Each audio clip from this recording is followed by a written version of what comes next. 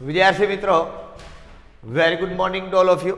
ધોરણ 11 chapter number 4 રાસાયણિક બંધન અને આણ્વીય રચના ઉપર આપણે ચર્ચા કરતા. આગળના લેક્ચરની અંદર આપણે સંસ્પંદન માટેની વાત કરી કે ભાઈ સંસ્પંદન રચનાઓ શું છે. એની અંદર બે રચનાઓની વાત કરી મેં, વિહિત સ્વરૂપોની અને સંકર સ્વરૂપની. ખરેખર વિહિત સ્વરૂપ છે એમાંથી એકમાંથી બીજું ને બીજામાંથી ત્રીજું ને એવું કંઈ ખરેખર હોતું નથી. ખરેખર સાચું સ્વરૂપ એનું કયું છે? સંકર સ્વરૂપ. અને આપણે એ પણ વાત કરી હતી કે વિહિત સ્વરૂપ કરતાં સંકર સ્વરૂપ છે એની ઉર્જા એ ઓછી હોય છે. પણ પ્રશ્ન એ હતો કે ભાઈ સંકર સ્વરૂપ છે એને એક લુઈસ રચના વડે દર્શાવી શકાય નહીં, એટલે સંકર સ્વરૂપને જુદી જુદી લુઈસ રચના વડે આપણે દર્શાવ્યું, બરાબર. અને એક અગત્યની વાત કે જેમ કોઈ પણ અણુ છે એ કોઈ પણ અણુના સંસ્પંદન સૂત્રોની સંખ્યા વધુ એમ એ અણુની સ્થાયીતા વધુ. જેમ કોઈ અણુની અંદર સંસ્પંદન સૂત્રોની સંખ્યા વધુ એમ એ અણુ છે એની સ્થાયીતા વધુ થાય, બરાબર. તો આ બાબત ઉપર જનરલી કાલના લેક્ચરની અંદર આપણે ચર્ચા કરી હતી. હવે આજના લેક્ચરની અંદર આપણે વાત એ કરવી છે કે અભ્યાસ એ બાબતનો કરવો છે. એક ટોપિક તમને આપ્યો છે જેનું નામ છે દ્વિધ્રુવીય સોરી ફોર દેટ બંધની ધ્રુવીયતા. બંધની ધ્રુવીયતા.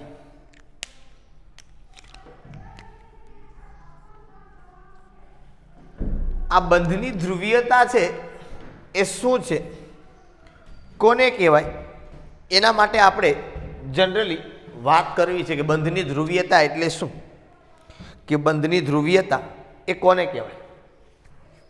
એના માટે આપણે અભ્યાસ કરવાનો છે. હવે કોઈ પણ બંધ છે એ બંધની અંદર કંઈક લાક્ષણિકતા હોય. બંધ ક્યારે બને? કોઈ બે પરમાણુ વચ્ચે, બરોબર. તો કે ભાઈ ઇલેક્ટ્રોનની ભાગીદારી થાય. શું થાય? એ પરમાણુમાંથી ઇલેક્ટ્રોન છે એની શું થાય? મને કે એક પરમાણુ આ છે એક આ છે, બે જોડા એકબીજા સાથે, તો ઇલેક્ટ્રોનની શું થઈ? ભાગીદારી. મને આ એના કેન્દ્ર છે તો ઇલેક્ટ્રોનની શું થઈ? અહીંયા ભાગીદારી થઈ. કેવી રીતે ભાગીદારી થાય છે એ અગત્યની બાબત છે. કેવી રીતે ભાગીદારી થાય છે એ અગત્યની બાબત છે કે કઈ રીતે ભાગીદારી થાય છે. હવે જનરલી આપણે બે પ્રકારના બંધ છે એ જોયા. કેટલા પ્રકારના બંધ આપણે જોયા? બે પ્રકારના બંધ છે એ જોયા. જનરલી આપણે કહેતા સહસંયોજક બંધ. બે પરમાણુ વચ્ચે ઇલેક્ટ્રોનની ભાગીદારી થાય અને રાસાયણિક બંધની રચના થાય તો આપણે એને સહસંયોજક બંધ કહેતા હતા. બે પરમાણુ વચ્ચે શું થાય? ઇલેક્ટ્રોનની ભાગીદારી થાય અને એની વચ્ચે શું થાય? રાસાયણિક બંધની રચના થાય તો આપણે શું બોલતા હતા? એને સહસંયોજક બંધ, બરોબર. હવે દાખલા તરીકે હું તમને સિમ્પલ વાત કરું કે ભાઈ H2 હતો આપણી પાસે, તો એમાં આપણે જોયું હતું H અને H આ ઇલેક્ટ્રોનની ભાગીદારી થઈ. એક બીજું હતું આપણી પાસે NaCl, તો અહીંયા હતું Na આ ઇલેક્ટ્રોન, આ Cl આ ઇલેક્ટ્રોનની ભાગીદારી થઈ. તો આ જે બંધ બન્યો હતો એને આપણે સહસંયોજક બંધ કીધું.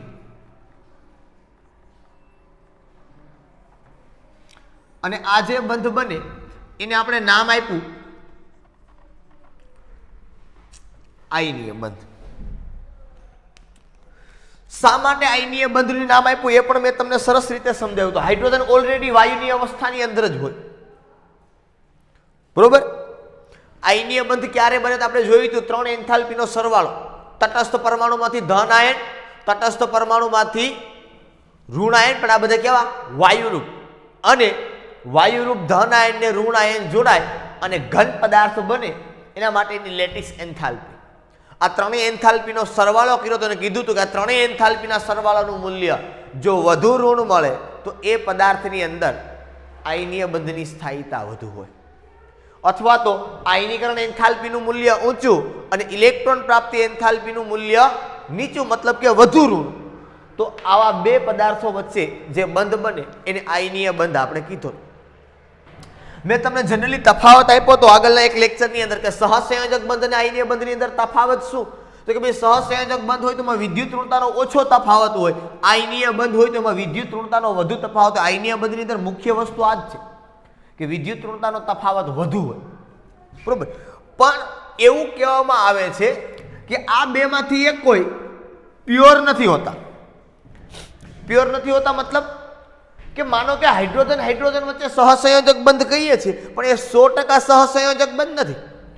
NaCl વચ્ચે આયનીય બંધ કહીએ છીએ પણ એ 100% આયનીય બંધ નથી. આ વસ્તુ જરા પણ શક્ય નથી એવું આપણને કહેવામાં આવે કે કોઈ બે પરમાણુ વચ્ચે ઇલેક્ટ્રોનની ભાગીદારી થાય અને બંધ બને, બરોબર. એ પછી કોઈ પણ બંધ હોય, સહસંયોજક બંધ હોય કે આયનીય બંધ હોય, એ બંધ છે એ 100% નથી હોતો. કેવો નથી હોતો? 100% હોતો નથી, બરાબર. ઓકે, એનો મતલબ એવો છે કે આયનીય બંધ હોય ને તો એની અંદર પણ થોડો ઘણો ગુણધર્મ સહસંયોજક પદાર્થનો હોય, અને એવી જ રીતે જો સહસંયોજક બંધ હોય તો એની અંદર પણ થોડોક ગુણધર્મ છે એ શેનો હોય? તો કે આયનીય બંધનો હોય, બરોબર. મતલબ આયોનિક ગુણધર્મ હોય.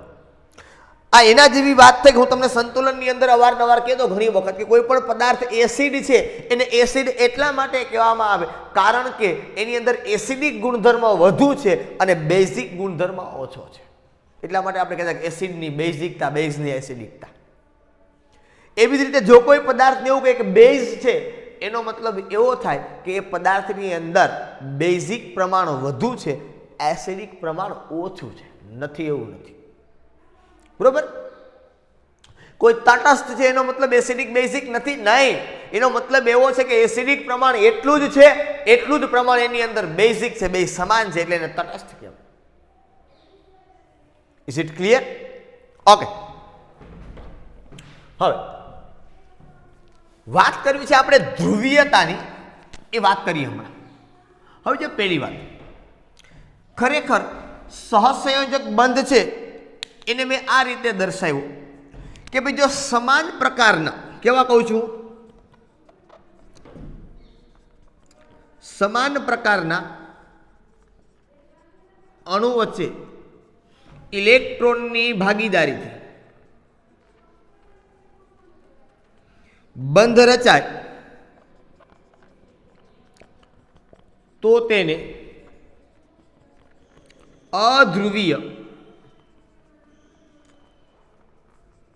સહસંયોજક બંધ કહે છે. ફોર એક્ઝામ્પલ, સમાન પ્રકારના કીધા આપણે H2 N2 O2, બરોબર, F2 Cl2, આ બધાય છે અણુ, આ સમાન પ્રકારના અણુ હોય, બરોબર. સોરી ફોર દેટ, અણુ ના કહેવાય, સમાન પ્રકારના પરમાણુ વચ્ચે, અણુ ના કહેવાય, શું કહેવાય? સમાન પ્રકારના પરમાણુ વચ્ચે ઇલેક્ટ્રોનની ભાગીદારીથી બંધ રચાય તો એને કેવા કહેવાય? અધ્રુવીય. હું કામ? એ થોડી વાર પછી સમજાવું. એના કરતા વિરુદ્ધ ચાલીએ કે જુદા જુદા પ્રકારના પરમાણુ વચ્ચે ઇલેક્ટ્રોનની ભાગીદારીથી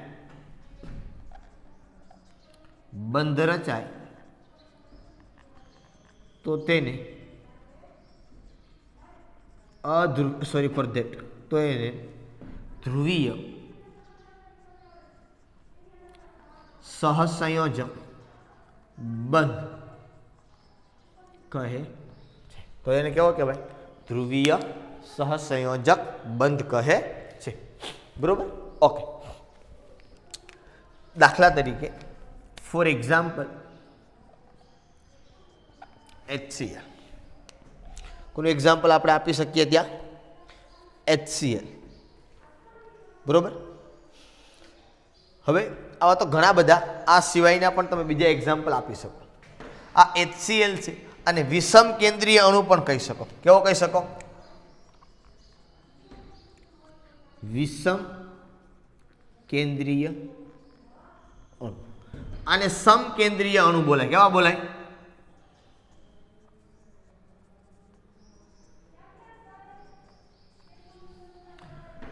સમકેન્દ્રીય અણુનો મતલબ શું?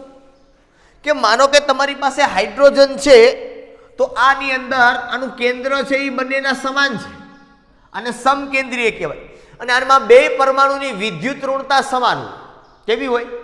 બે પરમાણુ વચ્ચેની વિદ્યુત ઋણતા સમાન હોય એટલા માટે એની અંદર કોઈ જાતનો ચેન્જ ન પડે એટલા માટે અધ્રુવીય કહેવાય. કેવો કહેવાય? ધ્રુવીય. કેવો? અધ્રુવીય.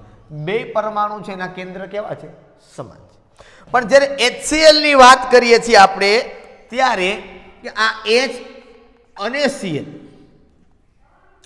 આ બે કેન્દ્ર તમે જુઓ તો આ બંનેના કેન્દ્ર છે એ કેવા છે? તો કે આ બંનેના કેન્દ્ર જુદા જુદા છે. તો અહીંયા શું હોય તો કે ભાઈ જે પરમાણુની વિદ્યુત ઋણતા વધુ એની ઉપર આંશિક ઋણ વીજભાર, અમે તમને આગળ પણ સમજાવ્યું હતું, ડેલ્ટા માઇનસ. આની પાસે ઓછો એટલે આની પાસે આંશિક ધન વીજભાર. કેવું હોય? આંશિક ધન વીજભાર. આંશિક ઋણનો મતલબ શું? તો કે એ બંધમાંના ઇલેક્ટ્રોનને પોતાના તરફ ખેંચી રાખે. શું કરી રાખે? આ HCl છે ને એમાં ખરેખર આમ હોય અને Cl આ બંધમાંના ઇલેક્ટ્રોન છે કઈ તરફ ખેંચાયેલા હોય? Cl તરફ. શું કામ? તો કે એની વિદ્યુત ઋણતા વધુ છે. જ્યારે અહીંની તમે વાત કરો H2 ની તો આમાં ઇલેક્ટ્રોન છે એ આ રીતે હોય. માનો N2 ની વાત કરો તો 3 બંધ હોય તો આ રીતે હોય. જો O2 ની વાત કરો તો આ બંધમાંના ઇલેક્ટ્રોન ખાલી લખો આ રીતે હોય. મતલબ વચ્ચે હોય, કોઈ તરફ ખેંચાયેલા ન હોય, કારણ કે બે પરમાણુની વિદ્યુત ઋણતા છે એ કેવી છે? સમાન છે. જ્યારે અહીંયા બંને પરમાણુના કેન્દ્ર જુદા જુદા છે એટલે આપણે નામ આપ્યું વિષમ કેન્દ્રીય અણુ. બરોબર? હવે વિષમ કેન્દ્રીય અણુ છે, આની ઉપર આંશિક ઋણ વીજભાર, આની ઉપર આંશિક ધન. આંશિક ઋણ છે એનો મતલબ શું થયો? તો કે ઇલેક્ટ્રોન મેળવવાની વૃત્તિ ધરાવે. ઇલેક્ટ્રોન બંધ તો છે આની વચ્ચે, પણ આ ઇલેક્ટ્રોન છે કઈ તરફ ખેંચાયેલા છે? તો કે આ ઇલેક્ટ્રોન બંને Cl તરફ ખેંચાયેલા, કારણ કે એની વિદ્યુત ઋણતા વધુ છે. તો આની ઉપર આંશિક ઋણ વીજભાર, આની ઉપર આંશિક ધન અને ધ્રુવીયતા ઉદ્ભવી એવું કહેવાય. શું ઉદ્ભવ્યું એવું કહેવાય? બે પરમાણુના કેન્દ્ર વચ્ચે અથવા તો આ બે પરમાણુના બંધ વચ્ચે શું ઉદ્ભવ્યું કહેવાય? આને ધ્રુવીયતા. કારણ કે બે ધ્રુવો છે એટલે આને જનરલી કહેવાય દ્વિધ્રુવીય અણુ. કેવો કહેવાય એને? દ્વિધ્રુવીય અણુ. કારણ કે બે ધ્રુવો છે, ધન ધ્રુવ અને ઋણ ધ્રુવ. તો આને શું બોલાય આપણે? દ્વિધ્રુવીય અણુ. તો આજે ઉદ્ભવે બંધની અંદર આને શું ઉદ્ભવ્યું કહેવાય? ધ્રુવીયતા. શું ઉદ્ભવ્યું કહેવાય? ધ્રુવીયતા. કોની ઉદ્ભવી છે? તો કે બંધની. તો એક વસ્તુ સીધી છે કે ભાઈ સમકેન્દ્રીય અણુ હોય તો એની અંદર ધ્રુવીયતા ઉદ્ભવવાની નથી. કોની અંદર? સમકેન્દ્રીય અણુ હોય તો એની અંદર ધ્રુવીયતા ઉદ્ભવશે નહીં, કારણ કે એના બંધમાંના સહિયારા ઇલેક્ટ્રોન એ બે પરમાણુના સમાન અંતરે હોય, એ કોઈ બાજુ ખેંચાયેલા હોય નહીં. એટલે આ ઇલેક્ટ્રોન જે આની અંદર જે ઇલેક્ટ્રોન હોય એમાં કોઈ એક તરફ ખેંચાયેલા હોય, પણ ક્યાં છેડા તરફ ખેંચાયેલા હોય? તો કે ઋણ છેડા તરફ અથવા તો આંશિક ઋણ વીજભાર તરફ એના ઇલેક્ટ્રોન છે એ ખેંચાયેલા હોય. Is it clear? આ વાત કોની કરી મેં તમને? આને કહેવાય ધ્રુવીયતા ઉદ્ભવી અથવા તો આને થયું કહેવાય ધ્રુવીભવન. શું થયું કહેવાય? ધ્રુવીભવન. બરાબર? ઓકે. વિશેષ આપણે આગળ વાત કરવાના છે આની ધ્રુવીભવન, એટલે અત્યારે બહુ ચર્ચા જાજી કરતો નથી. બરોબર? કે ભાઈ ધ્રુવીભવન થાય એના કારણે અણુ છે એ દ્વિધ્રુવીય બને. કેવો બને? દ્વિધ્રુવીય. હવે ધ્રુવીભવન થવું એટલે શું થાય? હવે ખરેખર વસ્તુ એવી છે આખી કે ધ્રુવીભવન થાય એટલે શું થાય? તો કે ભાઈ આ ધન વીજભારના જે ઇલેક્ટ્રોનનું વાદળ હોય ને એ આ ઋણ વીજભારના ઇલેક્ટ્રોનના વાદળને તોડે. ધન વીજભારના ઇલેક્ટ્રોનનું વાદળથી શું કરે? ઋણ વીજભારના ઇલેક્ટ્રોનના વાદળને તોડે અથવા તેને હળી કરે. એના કારણે બેની અંદર ધ્રુવીભવન થયું કહેવાય. શું થયું કહેવાય? ધ્રુવીભવન થયું કહેવાય. અને એ ધ્રુવીભવનને કારણે આ અણુની અંદર દ્વિધ્રુવીય ચાકમાત્રા ઉદ્ભવે. શું ઉદ્ભવે? દ્વિધ્રુવીય ચાકમાત્રા. દ્વિધ્રુવીય ચાકમાત્રા એટલે શું? તો કે આનું માપન આ બે બંધ વચ્ચે આ બે દ્વિધ્રુવીય છે એટલે ધ્રુવીયતા ઉદ્ભવે છે. ધ્રુવીયતાનું માપન છે એ શેની અંદર કરવામાં આવે તો કે એનું માપન કરવામાં આવે દ્વિધ્રુવીય ચાક માત્રામાં. શેમાં? દ્વિધ્રુવીય ચાક માત્રા. આને દર્શાવાય મ્યુ વડે. શેના વડે દર્શાવાય? મ્યુ. અને શું બોલાય? મ્યુ. બરોબર. અલ્ફા બીટા ગેમા કેમ કહીએ? માને શું કહેવાય? મ્યુ. બરોબર. ગ્રીક ભાષાની એબીસીડી નો અક્ષર છે. દ્વિધ્રુવીય ચાક માત્રા મ્યુ. હવે સર આ દ્વિધ્રુવીય ચાક માત્રા એટલે શું છે? તો કે જે ધ્રુવીયતા ઉદ્ભવે એનું માપન છે. ધ્રુવીયતા ઉદ્ભવે એનું શું છે? માપન. એને શું કહેવાય? દ્વિધ્રુવીય ચાક માત્રા. કેવી રીતે મપાય? તો પહેલી વાત કે આની ઉપર વિદ્યુત ભાર કેટલો છે? આ બંધ છે એની પાસે, આ બે અણુ જે છે પરમાણુ, એની પાસે વિદ્યુત ભાર કેટલો છે? બરોબર. તો અહીં લખું કે વિદ્યુત ભાર Q ગુણ્યા બીજું આ બે વચ્ચે અંતર કેટલું છે આપણે માપીએ ને, બંધ લંબાઈ. બરોબર. એ અંતર એને કહેવાય R. બરોબર. તો આ દ્વિધ્રુવીય ચાક માત્રા થાય કે મ્યુ ઇક્વલ ટુ Q ગુણ્યા R. આનું જે મૂલ્ય મળે આને ડી બાય ની અંદર માપવામાં આવે. શેની અંદર આવે? D by. બરોબર. એની પાછળનો એકમ જે તમને લગભગ મને ખ્યાલથી આપેલો છે. બરોબર. ડી બાય ની અંદર. અને એક ડી બાય એટલે કેટલા? તો કે 1D ઇક્વલ ટુ 3.33564 ઇન્ટુ 10⁻30 વિદ્યુત ભાર. શેમાં મપાય? તમે ભણી ગયા 11માં 10માં કુલમ. અંતર શેમાં મપાય? મીટરમાં. તો આ સેન્ટીમીટર નથી, આ શું છે? આ સી છે, ઈ છે કુલંબ, આ એમ છે, ઈ છે મીટર. તો કુલમ ઇન્ટુ મીટર છે, સેન્ટીમીટર નથી. વિદ્યુત ભારનો એકમ કુલમ, અંતરનો એકમ મીટર. એટલે આ છે કુલમ ઇન્ટુ મીટર. રેવડી ખ્યાલ પડે છે આખી બાબત? બરોબર. તો આ પ્રમાણે દ્વિધ્રુવીય ચાક માત્રા છે એનું માપન કરવામાં આવે. તમને કંઈક મ્યુ મળેલો હોય ડી ની અંદર તો તમે કુલમ ઇન્ટુ મીટરની અંદર એને રૂપાંતર કરી શકો. હવે એક પહેલી વાત, દ્વિધ્રુવીય ચાક માત્રા ખરેખર છે શું? તો કે ભાઈ દર વખતે બધાની અંદર એક જ બંધ હોય આવું તો કમ્પલસરી નથી. ઘણાની અંદર બે બે બંધ પણ હોય ને ઘણાની અંદર ત્રણ ત્રણ બંધ પણ હોય. તો દ્વિધ્રુવીય ચાક માત્રા એ શું છે?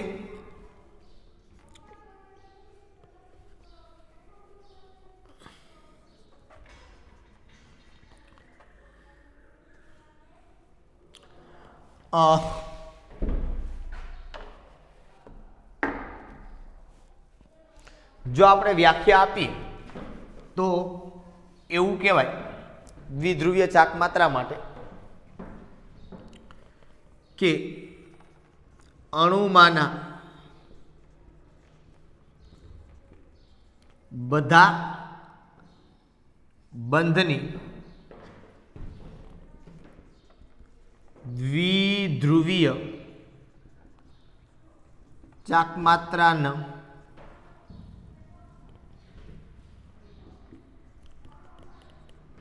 સદિશ સરવાળો, અણુમાંના બધા બંધની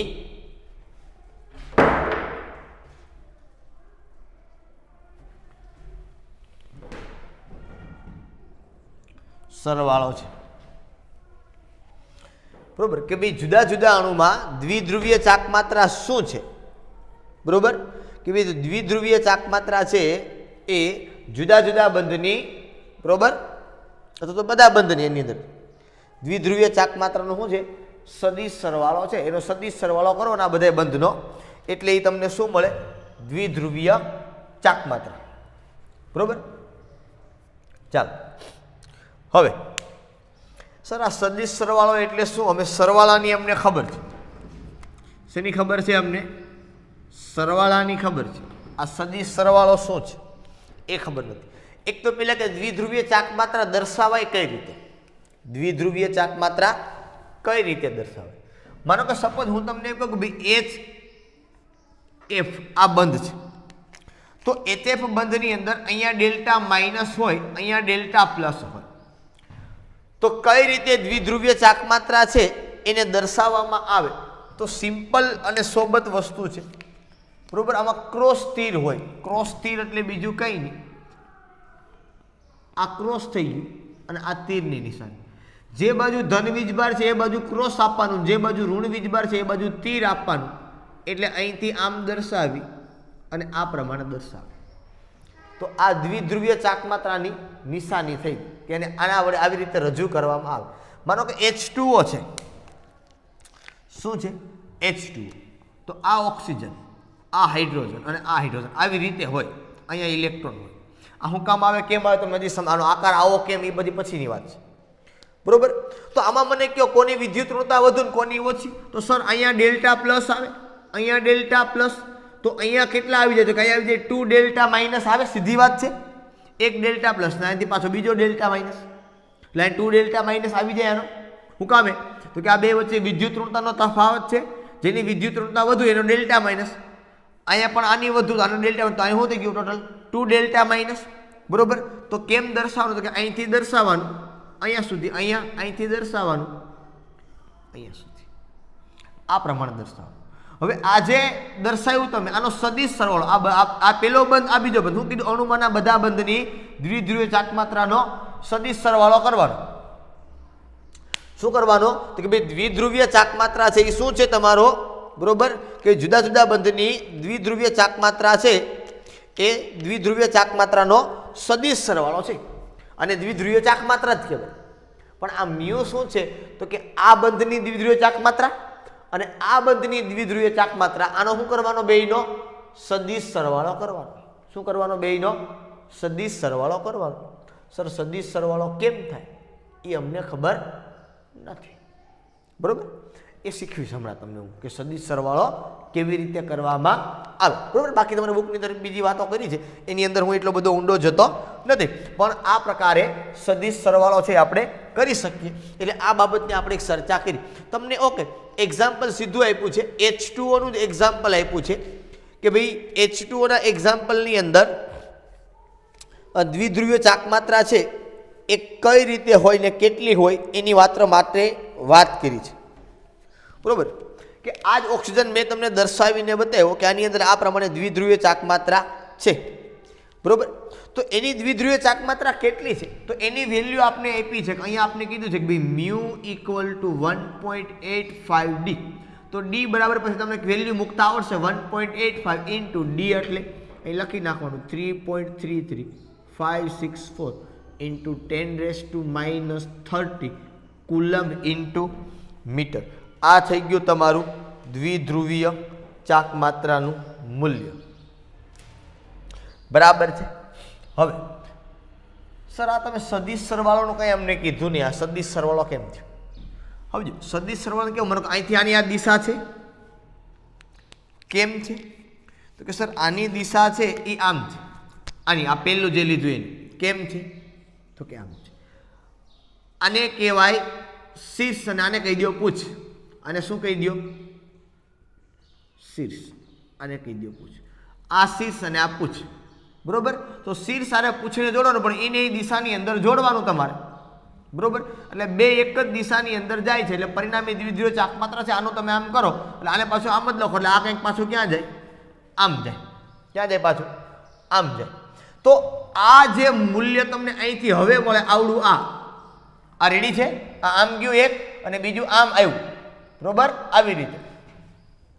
તો આ જે મૂલ્ય તમને મળશે અહીંયા, આ મૂલ્ય થયું એનું દ્વિધ્રુવીય ચાકમાત્રાનો સદિશ સરવાળો, આ પ્રમાણે. અને સદિશ સરવાળો કહેવાય, બરોબર. આ દિશા નથી, આ કેટલી થાય ટોટલ? એ થાય ને દ્વિધ્રુવીય ચાકમાત્રા. ઘણા બધા અણુની દ્વિધ્રુવીય ચાકમાત્રા ખાસ યાદ રાખજો કે આ જે અધ્રુવીય સહસંયોજક બંધ હોય ને સમકેન્દ્રીય અણુ, આની દ્વિધ્રુવીય ચાકમાત્રાનું મૂલ્ય હંમેશા શૂન્ય થાય. સમકેન્દ્રીય અણુ છે એ સમકેન્દ્રીય અણુમાં દ્વિધ્રુવીય ચાકમાત્રાનું મૂલ્ય કેવું થાય? શૂન્ય. કારણ કે એક આમ ખેંચે તો બીજો કેમ ખેંચે? વિરુદ્ધ બાજુમાં. અને એના કારણે દ્વિધ્રુવીય ચાકમાત્રાનું મૂલ્ય કેવું થઈ જાય? શૂન્ય થઈ જાય. એવું જો તમને આપ્યું છે BeF2 ની બાબતમાં, ક્યાં આપ્યું છે? For example BeF2. હવે આમાં મધ્યસ્થ પરમાણુ કોણ છે? તો તમને ખબર છે અહીંયા Be. એક F અહીંયા દોર્યું, આ એક F અહીંયા. હકીકત આનો આકાર આવો હોય, બરોબર. આ આપણે કેમ આકાર આવો આવે એ આપણે સમજાવશું, આના પછીની થિયરીની અંદર આવશે આપણે. હવે અહીંયા જો તમે ખાલી જોઈને કહો કોની વિદ્યુત ઋણતા વધારે, તો કે ફ્લોરિનની. તો અહીંયા ડેલ્ટા માઇનસ, અહીંયા તો કે ડેલ્ટા માઇનસ, અહીંયા તો કે શું થઈ જાય 2 ડેલ્ટા પ્લસ. હાલો ક્યાંથી ક્યાં દોરવાનું, તો કે એક દોરવાનું અહીંથી અહીંયા, એક બનાવવાનું અહીંથી અહીંયા. હવે આ બે તમે રાખો તો આનો સદિશ સરવાળો ભેગો થાય જ નહીં, બે છે કેવા છે જુદા જુદા છે, જુદી જુદી દિશાની અંદર જાય છે, એટલા માટે એની દ્વિધ્રુવીય ચાકમાત્રાનું મૂલ્ય કેવું થાય શૂન્ય. રેખીય આકાર ધરાવતા અણુ હોય, રેખીય આકાર ધરાવતા અણુ માટે મ્યુ ઇક્વલ ટુ 0, એની દ્વિધ્રુવીય ચાકમાત્રાનું મૂલ્ય કેવું થઈ જાય શૂન્ય થાય. સમજમાં આવે. એ પછી કોઈ પણ અણુ રેખીય આકાર ધરાવતો હોય, દાખલા તરીકે CO2 ની વાત કરો તો આ કાર્બન, આ ઓક્સિજન, આ બે વચ્ચે ડબલ બંધ હોય સિમ્પલી, બરોબર. તો ખબર છે આપને કે અહીંયા ડેલ્ટા માઇનસ હોય, અહીંયા ડેલ્ટા માઇનસ હોય, અહીંયા થઈ જાય 2 ડેલ્ટા પ્લસ. તો ક્યાંથી ક્યાં દોરાય, તો કે એક થાય અહીંથી અહીંયા, એક થાય અહીંથી આ બાજુ. તો આનું પણ મ્યુ છે એ કેવું થઈ જાય ઇક્વલ ટુ 0 થાય. Is it clear? ઘણી વખત રેખીય આકાર સિવાય અમુક બીજા આકાર ધરાવતા હોય તો એમાં પણ શૂન્ય થાય. દાખલા તરીકે ફોર એક્ઝામ્પલ તમને આપ્યું છે BF3, શેની અંદર BF3. હવે જનરલી તમે જોયો તો BF3 નો આકાર જનરલી આવો હોય, આ બોરોન, આ એક ફ્લોરિન, આ બીજો ફ્લોરિન અને આ ત્રીજો ફ્લોરિન. તો અહીંયા તમે જોવો દરેક જગ્યાએ તો ક્યાં શું હોય તો કે ફ્લોરિન ઉપર માઇનસ આવે બધાયમાં. ફ્લોરિનની વિદ્યુત ઋણતા કેવી હોય બધાય કરતા વધારે, બરાબર, આખા આવર્ત કોષ્ટકમાં બધાય કરતા. અને અહીંયા કેટલા થઈ જાય તો કે અહીંયા થઈ જાય સર આ delta minus delta minus delta minus, તો અહીંયા થઈ જાય 3 ડેલ્ટા પ્લસ. તો અહીં તમે બનાવો તો શું થાય તો કે અહીંથી અહીંયા, અહીંથી આ બાજુ અને અહીંથી આ બાજુ થાય. હવે આનો સદિશ સરવાળો કરવો છે મારે, આનો શું કરવો છે મારે સદિશ સરવાળો કરવો છે. હવે જો હું આ બેયને ખાલી એકાબીજા ઉપર મૂકું તો કેમ મુકાય, અને એકાબીજા ઉપર હું મૂકું, આ એક તો છે જ આવી રીતે આમ, બરોબર. હવે બીજો છે એને મારે આ જ પ્રમાણે મૂકવાનો છે આવી રીતે. તો કેવી રીતે મુકાશે, તો કે એને તમે મૂકો આ રીતે આપ્યું છે, આ રીતે આપ્યું છે, આ બેને મૂકવાના છે આપણે એકબીજા ઉપર. આનું શીર્ષ છે આના ઉપર પૂછ, અહીંયા તો બે જતા કોઈ પ્રશ્ન હતો જ નહીં, તમે મૂકી શકતા જ નથી. એક આમ છે ને એક આમ છે, જોડીને તમે મૂકો એટલે સામે આવે. અહીંયા માનો તમે મૂકો જોડીને તો એક માનો અહીંયા છે તો બીજાને શું કરવાનું, શીર્ષ છે અહીંયા પૂછ મૂકો, પૂછ છે અહીંયા શીર્ષ મૂકો, તો શું થાય બીજું એના જેમ ઉલટું થાય, એના કરતાં અહીંથી આમ થાય. તો એકનું મૂલ્ય ધન હોય તો બીજાનું ઋણ થાય, પરિણામી મૂલ્ય કેવું થઈ જાય એનું શૂન્ય થઈ જાય. એટલે એની માટે તમે જુઓ તો તમને આપેલું છે કે બે મૂલ્ય કેવા છે આખા જુદી જુદી દિશાના છે, એટલે એ માટે એનું મૂલ્ય કેવું થઈ જાય શૂન્ય થઈ જાય, બરોબર.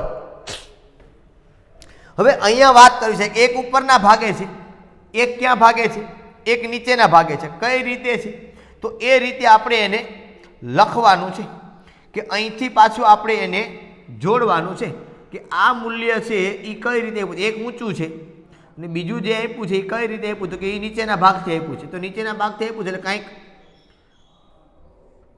આવી રીતે થયું, જે આપ્યું છે એ પ્રમાણે આપણે આમ લખ્યું.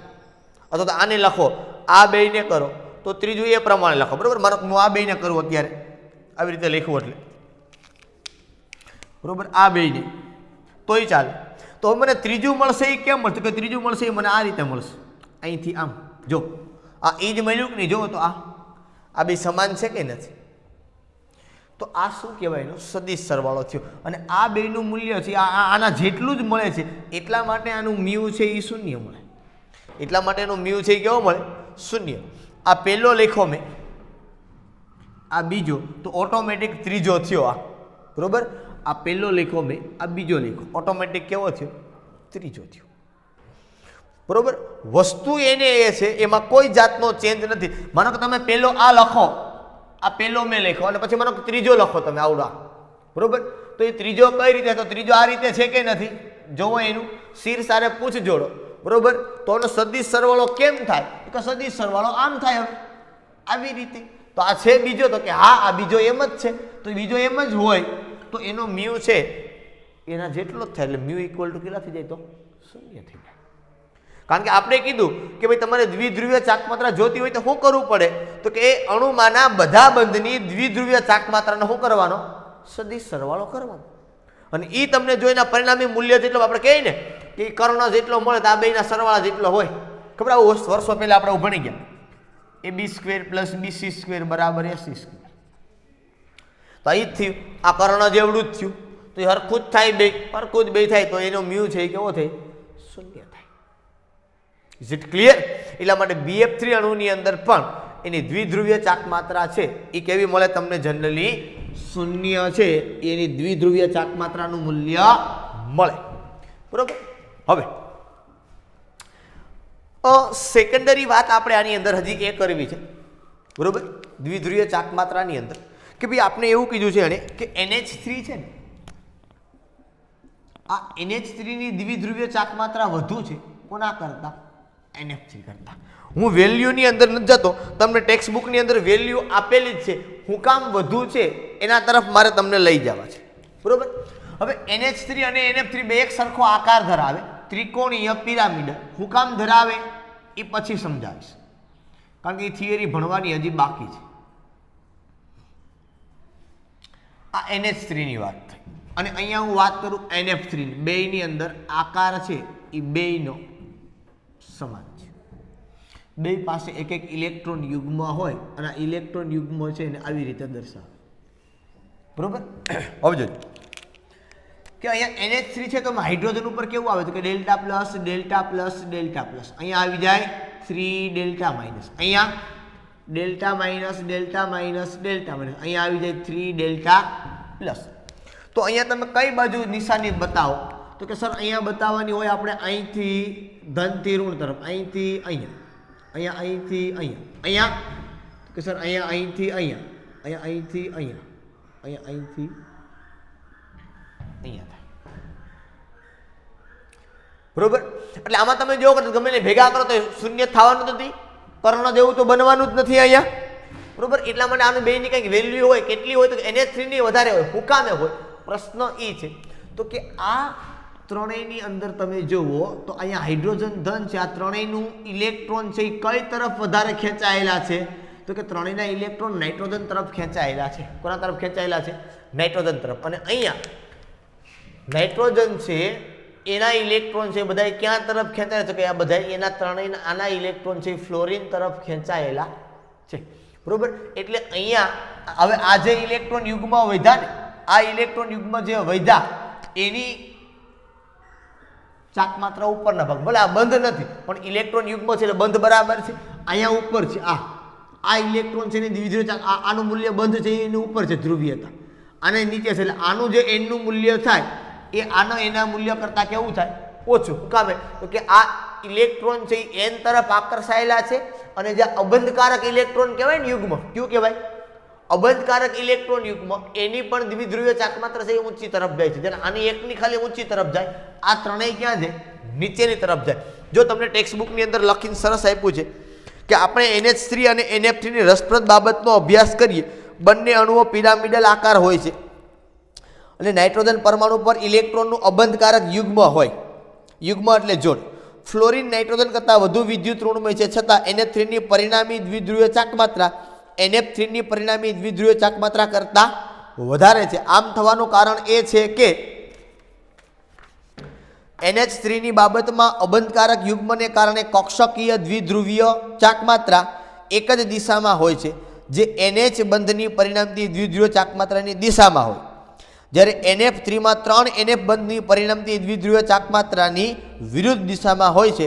અબંધકારક યુગ્મોને લીધે કક્ષકીય દ્વિધ્રુવીય NF બંધનીય પરિણામતી દ્વિધ્રુવીય ચાકમાત્રા પરની અસરમાં ઘટાડો કરે છે અને પરિણામે NF3 ની દ્વિધ્રુવીય ચાકમાત્રા નીચું મૂલ્ય ધરાવે છે.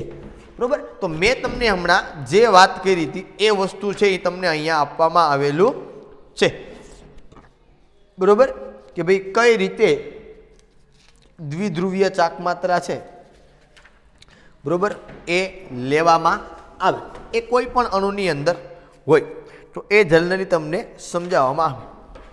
બરોબર. એટલે આપણે એ કીધું NH3 અને NF3 ની બાબતમાં કે બેયમાં નાઇટ્રોજન પાસે અબંધકારક ઇલેક્ટ્રોન યુગ્મ છે, પણ આ અબંધકારક ઇલેક્ટ્રોન યુગ્મ છે એની ધ્રુવીયતા છે એ ઉપરની તરફ છે, અને આમાં પણ આ બધા પાસે એ જ તરફ એ જ દિશામાં છે.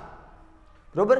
જે દિશામાં અબંધકારક ઇલેક્ટ્રોન યુગ્મ છે કક્ષકીય કે આ કક્ષક હોય કોઈ, બરોબર, તો આ ઇલેક્ટ્રોન યુગ્મ જેનું જે દ્વિધ્રુવીય ચાકમાત્ર છે એ જ દિશામાં આ ત્રણેયની છે, અને અહીંયા કેવી છે કે આ દિશામાં છે એના કરતાં આ નીચે મતલબ વિરુદ્ધ દિશામાં છે, એટલા માટે આને દ્વિધ્રુવીય ચાકમાત્ર પરિણામી મતલબ આ ત્રણેય બંધનો સરવાળો એ આના કરતાં વધુ છે.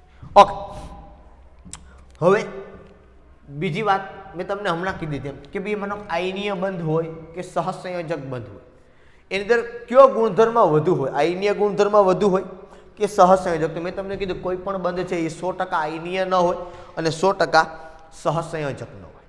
બરોબર. તો એની અંદર ટકાવારી છે એક સરખી હોતી નથી. હવે કયો બંધ કેટલો હોય ને કેવી રીતે હોય એના માટે ફઝાને નિયમો આપ્યા હતા. બરોબર. તો એ ફઝાનના નિયમો વડે આપને ખબર પડે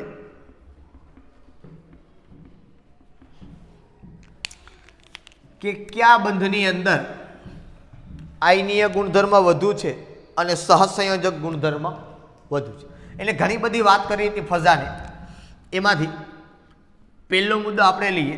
એણે એમ કીધું કે જેમ કોઈ અણુમાં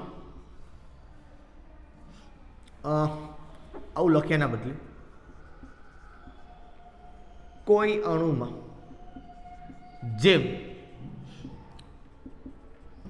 ધન આયનનું કદ નાનું અને ઋણ આયનનું કદ મોટું તેમ તે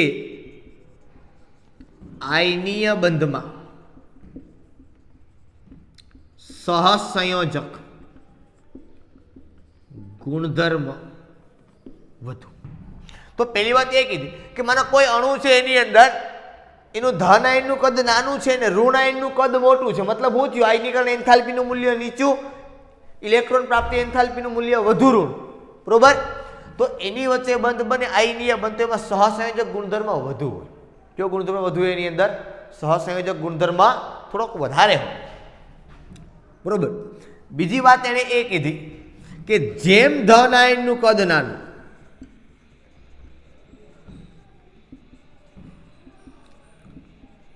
તેમ તે આયનીય બંધમાં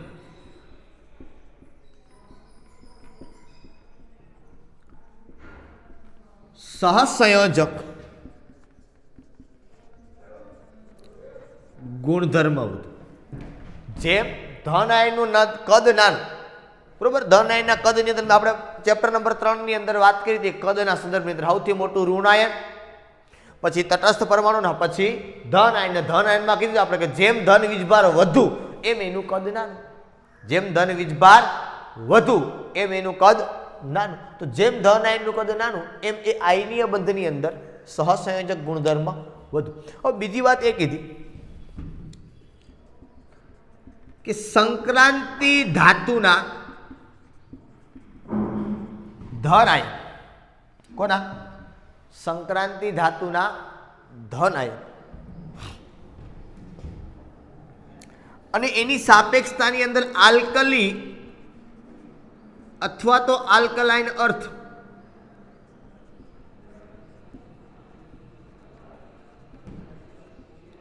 ધાતુના ધન આયન.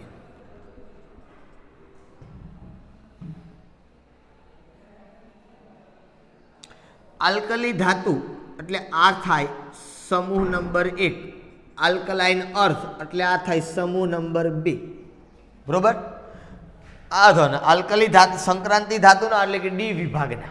કોના? સંક્રાંતિ ધાતુના એટલે ડી વિભાગના. Scandium, titanium, vanadium, chromium, manganese, iron, cobalt, nickel, copper, zinc. આમાં આલ્કલી એટલે lithium, sodium, potassium, rubidium, caesium, ફ્રાન્સિયમ.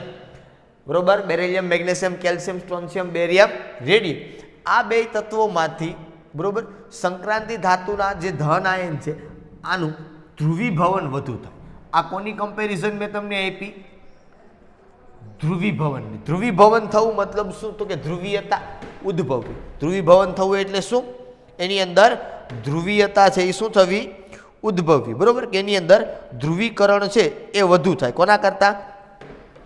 પણ ક્યારે થાય? તો કે સમાન કદ અને સમાન વીજભાર ધરાવતા હોય તો. અને સમાન વીજભાર અત્યારે આવું તમારે સમજની બહાર છે થોડીક. સમાન કદ અને સમાન વીજભાર